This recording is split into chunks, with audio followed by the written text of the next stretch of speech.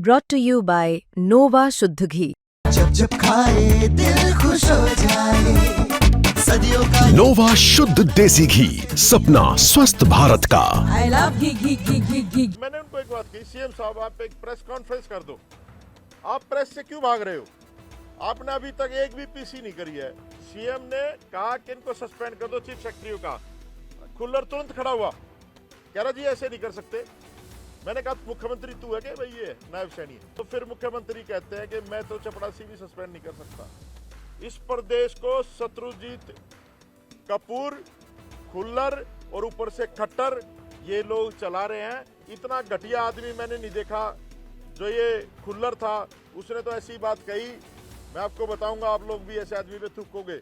आज आप सबको पता ही है, केंद्रीय मंत्री रामदास अठावले साहब आए थे और वो सामाजिक न्याय के योद्धा हैं और बहुजन मूवमेंट के बहुत बड़े क्रांतिकारी साथी हैं। परिवार से मिले, उसके बाद सीएम साहब के यहाँ गए। तो जिस कमरे में हम लोग बैठे थे वहाँ पर एक खुल्लर साहब हैं, क्या नाम है उनका पूरा? राजेश खुल्लर। एक रस्तोगी जी जो चीफ सेक्रेटरी हैं वो सीएम साहब थे। एक खुंडरू साहब थे, बुंडरू, ठीक है, ये लोग थे वहाँ पर। और वहाँ पर साहब ने, अठावले साहब ने बात रखी कि भाई इतने दिन से न्याय क्यों नहीं मिल रहा। उन्होंने कहा कि भाई सुसाइड नोट है, 9 पेज का सुसाइड नोट है, इतने सारे उसमें एक्यूज्ड हैं, किसी के खिलाफ भी कोई कार्रवाई अभी तक नहीं हुई। तो क्या मैसेज जा रहा है देश में? हम लोग भी एनडीए का हिस्सा है, अठावले साहब ने कहा, और आप लोग इस प्रदेश के मुख्यमंत्री हैं बीजेपी से। तो खुल्लर साहब ने कुछ बहुत सारे टेक्निकल इश्यूज गिनवा दिए हमें। वो तो मैं सुप्रीम कोर्ट का एडवोकेट हूँ, भाई भी एडवोकेट हैं, हमें पता है। तो हमने उनसे पूछा एक सिंपल सा क्वेश्चन कि खुल्लर साहब क्या आपने इस पे लीगल ओपिनियन लिया है कोई एक्सपर्ट से? तो उन्होंने कहा कि हम आईएएस हैं, ये है वो है, बहुत सारी चीजें उन्होंने बताई। तो मैंने उनको एक बात कही, सीएम साहब आप एक प्रेस कॉन्फ्रेंस कर दो। आप प्रेस से क्यों भाग रहे हो? आपने अभी तक एक भी पीसी नहीं करी है। आप प्रेस कॉन्फ्रेंस कर दो और ये टेक्निकल पॉइंट बता दो, पब्लिक ओपिनियन अपने आप निकल के आ जाएगा कि लोगों का ओपिनियन क्या है इस पे। एडवोकेट भी भरे पड़े हैं। ये जो डाइन डिक्लेरेशन है ये बहुत बड़ा एविडेंस होता है। तो जब काफी गहमागुमी हुई तो सीएम ने कहा, मैं जो बात हुई आपसे बिल्कुल स्पष्ट कहूंगा, सीएम ने कहा उनको कि सस्पेंड कर दो इनको दोनों को। आप ध्यान से सुनना भाई साहब, सीएम ने कहा कि इनको सस्पेंड कर दो, चीफ सेक्रेटरी का। खुल्लर तुरंत खड़ा हुआ, कह रहा जी ऐसे नहीं कर सकते। मैंने कहा मुख्यमंत्री तू है क्या भाई? ये नायब सैनी है। जब मुख्यमंत्री कह रहे तो सस्पेंड करो। तो फिर मुख्यमंत्री कहते हैं कि मैं तो चपड़ासी भी सस्पेंड नहीं कर सकता। तो ये सोच लो आप कि इस प्रदेश को, हरियाणा को कौन चला रहा है? इस प्रदेश को शत्रुजीत कपूर, खुल्लर और ऊपर से खट्टर ये लोग चला रहे हैं। इसमें जो है ना, सीएम तो मुझे नहीं लगता उसकी कोई सुनता है, रबड़ की मोहर है। और बहुत ज्यादा चर्चा हुई, उसके बाद उन्होंने कन्विंस करना चाहा, अठावले साहब को कन्विंस करना चाहा कि आप उस परिवार को मना लो, आप चले जाओ, हम लोग जो है पोस्टमार्टम के बाद, अंतिम संस्कार के बाद कार्रवाई कर देंगे। और इतना घटिया आदमी मैंने नहीं देखा।